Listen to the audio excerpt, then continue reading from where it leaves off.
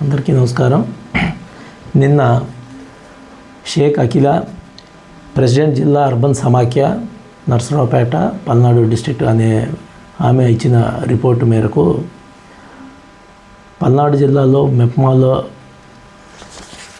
డ్వాక్రా గ్రూప్స్లో తీసుకున్నటువంటి లోన్స్లో కొన్ని అవకతవకలు జరిగినాయని, వాటికి కమ్యూనిటీ ఆర్గనైజర్స్గా ఉన్నటువంటి మెప్మాలో ఉండి పనిచేసేటువంటి ఒక 8 మంది కారణమని, ఆ విధంగా 8 మంది ఆల్రెడీ ఎగ్జిస్టింగ్ గ్రూప్లో ఉన్న మెంబర్స్ తోటి ఇంకొక గ్రూప్స్ని, ఫేక్ గ్రూప్స్ని క్రియేట్ చేసి దాదాపు 81 గ్రూప్స్ అలాంటివి క్రియేట్ చేసి 3 బ్యాంకుల్లో సుమారు 9,59,00,000 మేర డబ్బులు లోన్స్ రూపంలో అక్రమంగా తీసుకొని వాటిని బ్యాంకుకి రిటర్న్ పే చేయకుండా అవి ఫ్రాడ్ చేశారనేది వాళ్ళు ఒక రిపోర్ట్ ఇచ్చారు.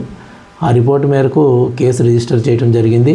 అది దర్యాప్తు జరుగుతూ ఉంది. దర్యాప్తుని సాగిన తర్వాత ఇన్వెస్టిగేషన్ కంప్లీట్ చేసి దానిలో ఎవరైతే నేరస్తులు ఉంటారో వాళ్ళ మీద తగు చర్యలు చట్ట ప్రకారం తీసుకోవడం జరుగుతుంది.